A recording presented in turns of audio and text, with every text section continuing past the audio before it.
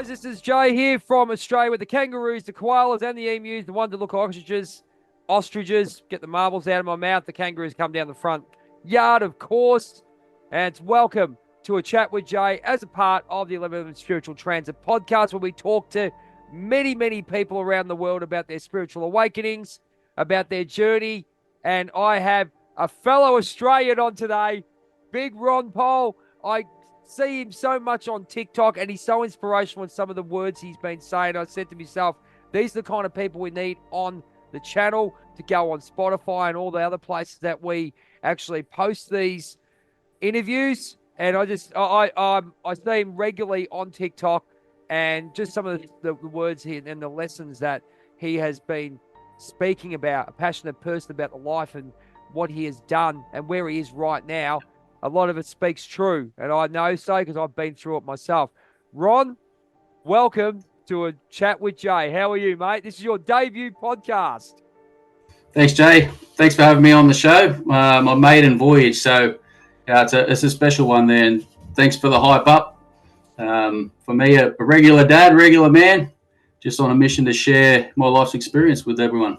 Absolutely, mate. And a lot of people do that these days. We talk to a lot of people around the world who have exactly the same theory as what you've got. You've gone through something. It's resonated with you in your heart and your soul, and you just go, right, this is the way it should be.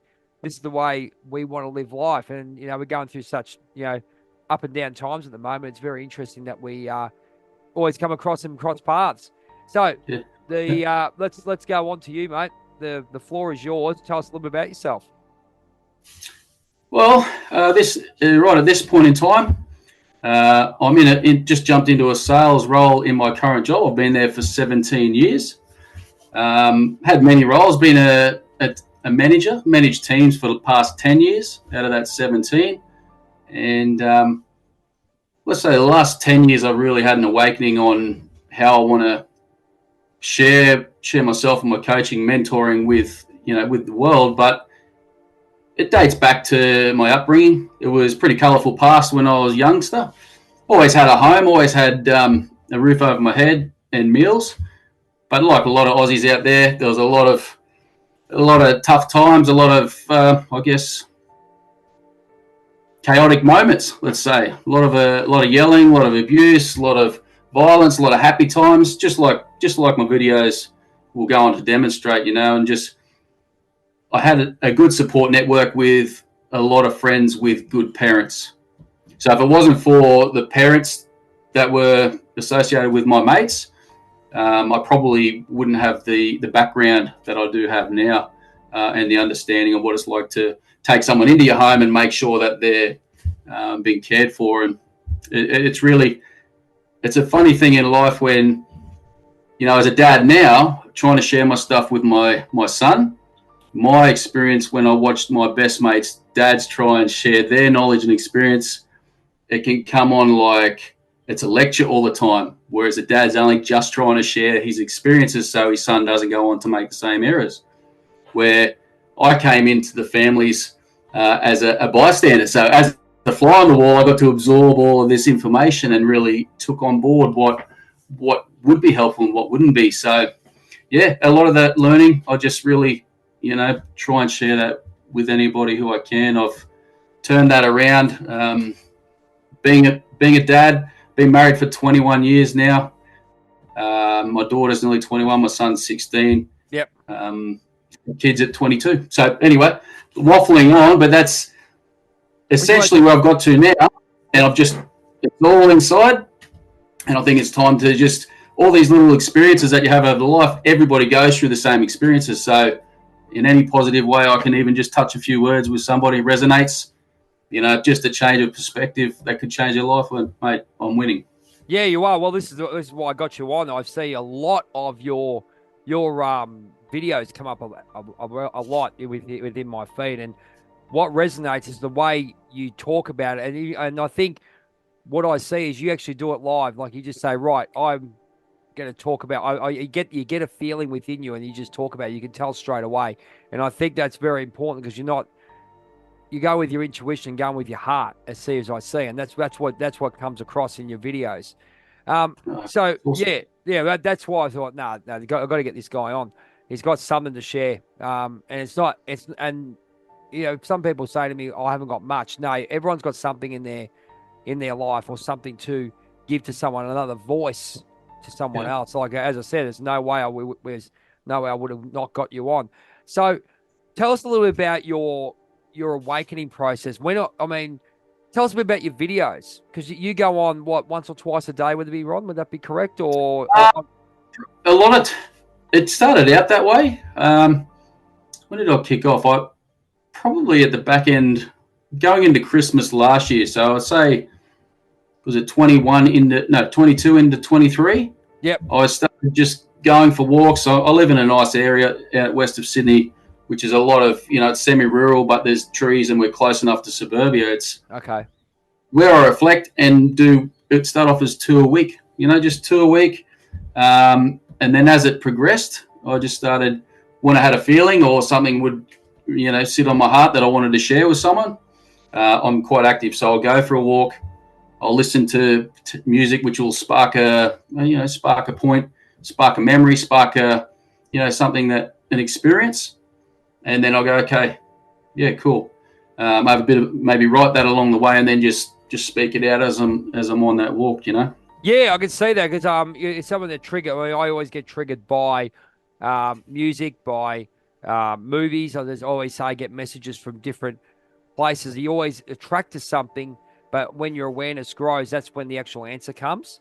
And I found that in the last, especially in the last 6 to 12 months, I've been doing that, especially even working with the shadow. I don't know if you probably know about the shadow. The first 7 years. So I work with a lot of that. So everything's resonating to when you're the first 7 years of your life. And the other thing is, which is big, which I can see in you, is you have absolute awareness of what's going on around you. You really have a perspective on some of your words and some of your videos, and really, you're getting a lot. Well, it's not even just that, mate. You're getting a lot of comments with regards from around the world about your honesty, mate, and it's you can see it within you what you're doing. We're all raw, aren't we? We've all. The simplest thing is that we're all experiencing the same things as human beings. Yes.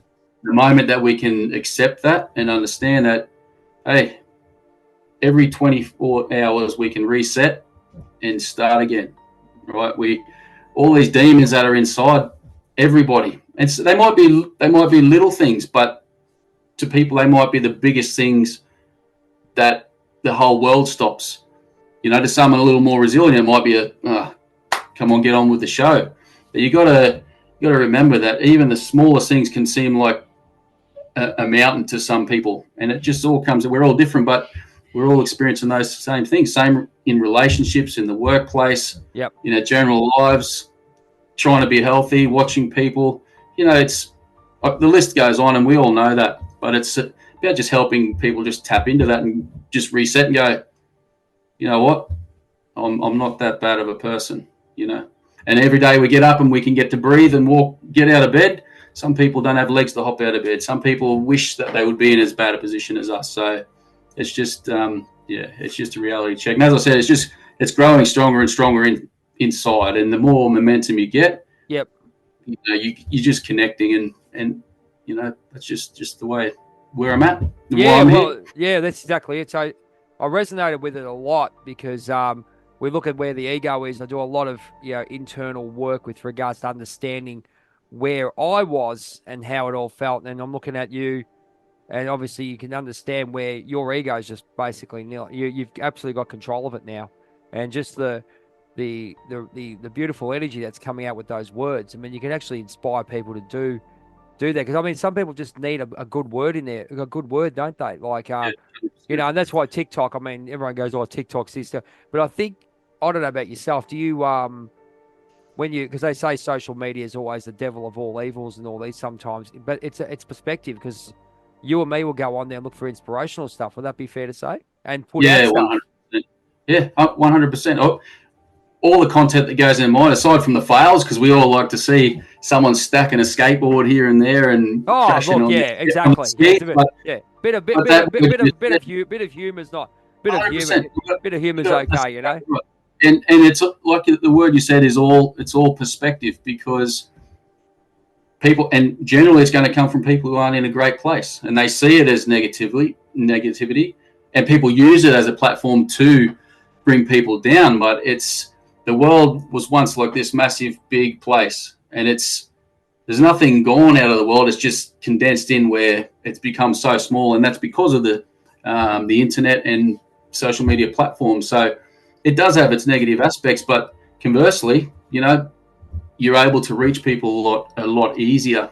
You know what I mean? A lot of people out there need reaching, but it's just where we've become as a society and a species. But let's face it, the traditional reasons that we exist to what we are today, and the world that's grown up around us was started with relationships and communication and working together. That's why we've survived so long as people. We just lost that with the distractions, Yeah, well, the distractions of life and all that. But I want to ask you, your perspective. How have you changed in the last 5 years?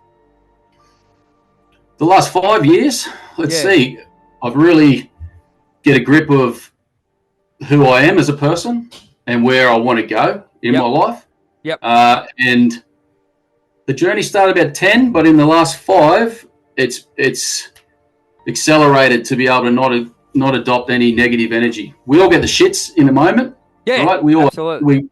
But I've really learned not to be able to hold on to that frustration, right? Because whatever you hang on to, you're going to continue. It starts with someone cuts you off in the morning on the way to work. If you hang on to that, next you've run a red light, and then you've got a red light ticket for your trip to work, and then everyone's on you at work. But not focusing too long and then moving on with it. Deep breath out. That's what I would say in the last 5 years. I've really been able to harness, not become negative. Yeah, I could just say, it's a case of with what you were saying with that, with regards to letting things go, going with the flow. I think trusting your heart as well. Ron? The flow. Yeah, get in the flow before you take off for your day, and you can hang on to that like a good wave of momentum. Depends which way you go on. Yeah, well, that's it. You get to a point. I understand there's intuition. There's so many spiritual ways you can look at things. Like, you got intuition, you've got feelings, you've got this. And as you said, there's nothing wrong with expressing a frustration and then letting it go. I think we're misdirecting in a lot of ways where we do things, the way people get the information. Oh, you can't do this, you can't do that, you can't express. But there's safe expression just to let go. But if you go into where we are now, we understand where we are, and we can get this, then we can sort of move on from there. Would that be? You're spot on there, Jay. It's normal to feel all of our emotions. That's why we have them. And I'm not a spiritual guy in terms of preaching anything by all means, but we all have that emotion, and we all get angry. We're all happy. We're all sad. But depending on what we're going to focus on is, that Anthony Robbins is big for it, where your energy, where your focus goes, your energy flows. Yeah, and that's it, isn't it? It's as simple as that. And in our spiritual journey, as people, it's being able to go what that trigger is, which leading into the stress. Okay, what's that moment that I've got to get a grip on? Because you can harness that moment, and you can acknowledge it, and you go, okay, kick your toe, pardon the language, but I can swear what you like. Kicking your toe, with Homer Simpson. I don't know if you remember The Simpsons, or who doesn't remember The Simpsons. Yeah, I know, we all know The Simpsons. Homer kicks his foot on the garage door, and he said, "Fiddle-dee-dee, I'm not going to swear," and then he just goes and destroys his garage door. But yeah, coming back to the point without the waffle, knowing what triggers you. When you feel that coming on, be able to step back, breathe, find some little things, little habits, or little processes that you can just, if you've got to step out of the office at work, if you've got to go for a walk at home, because remember, we're all on our own independent journey anyway. Someone might have the shits, and it reflects on them. Yep. But they got the shits not at you directly, unless you pissed them off, of course, and you had an argument face to face. Yeah, that's it. Everyone's going about their life in their own bubble, right? So we can anticipate something's wrong when it's not wrong. The same as fear. We anticipate there's something scary, and that's the biggest thing, isn't it? Whether it's real, whether it's a threat or whether it's non-existent, we make that up in our minds, and it's about just going, we're in control of this little thing up in between our ears. Well, this is easier said than done, but as again, over the last 5-10 years, it's about working towards that, and you got to consciously want to work towards it.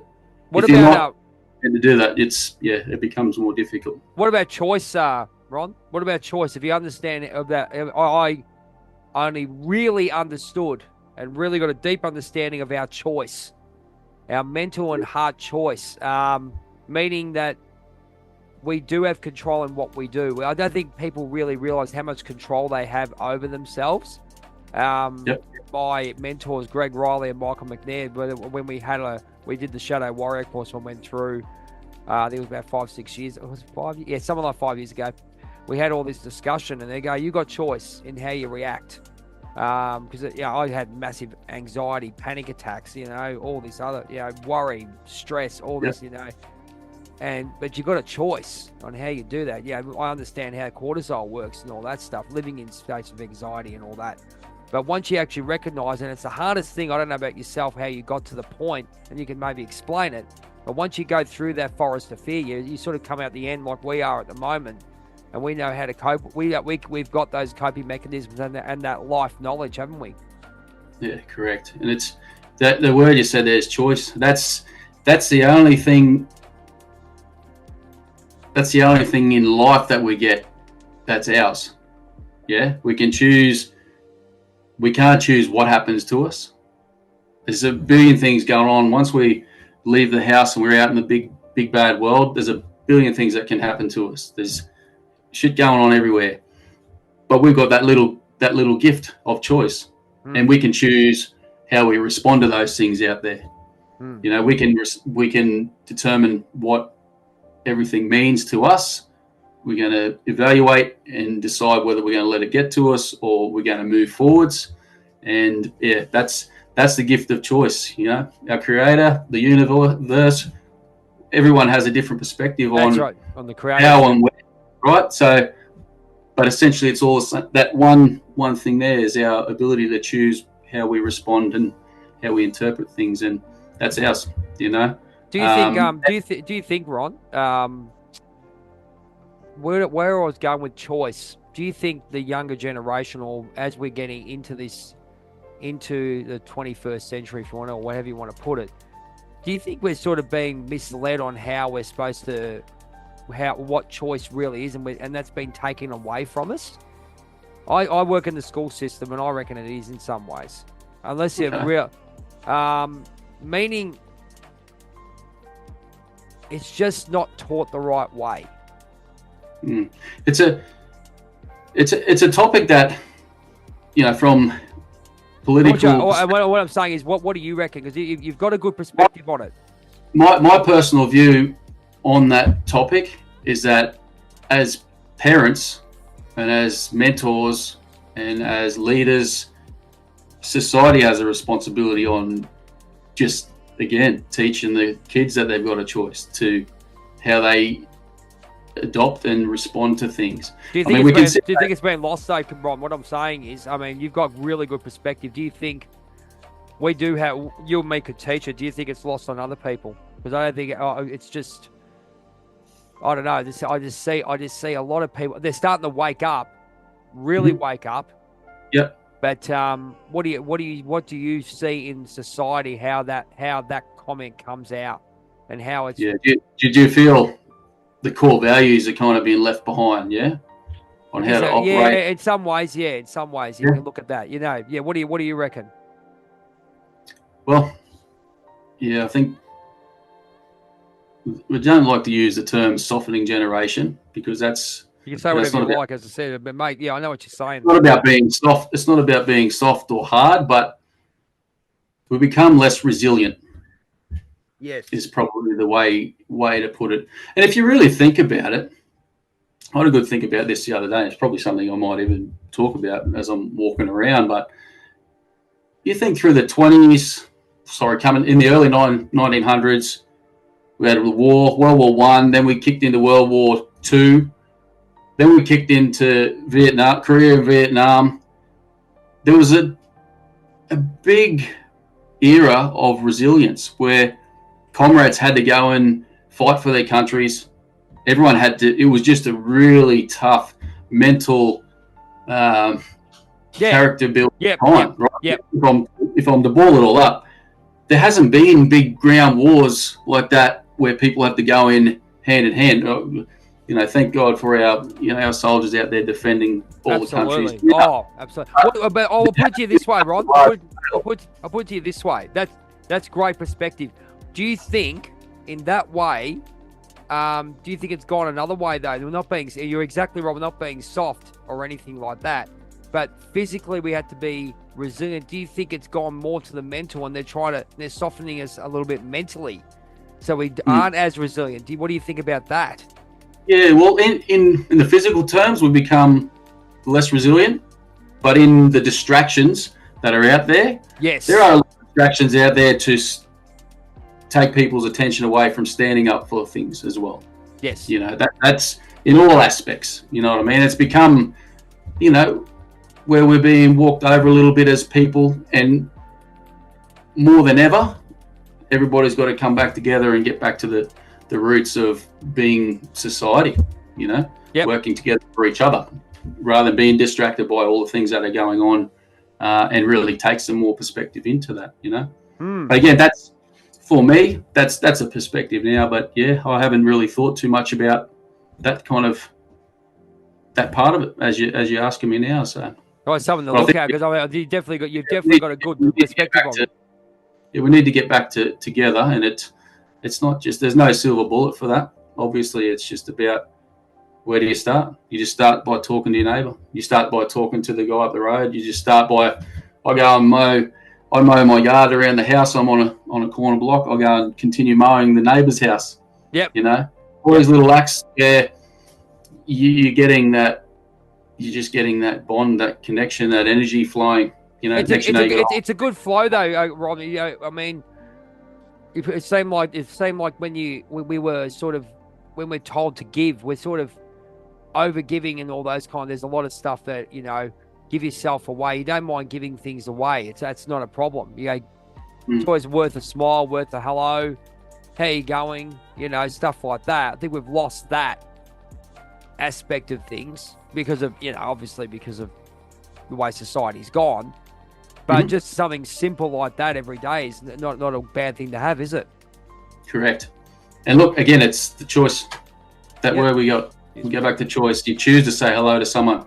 Like I can sit on a bus or a train, with my kids, and I'll just start up a conversation with somebody, and not so much now because my kids have really adopted the fact that Dad's just going to talk to someone on the bus. That's great. When they first started, we were going on public transport and heading into events in the city and stuff like that. They say, "What, Dad? They think you're crazy." I said, "I think I'm being human," and it's as simple as that. Then you find you're talking to people. They're opening up on the train. 9 times out of 10, you sit on the train, everyone's like this, got their phone. But the moment you start having a conversation with someone, they open up, because we all want that connection. We want community. The interaction, because I'm a teacher by trade, and I see it.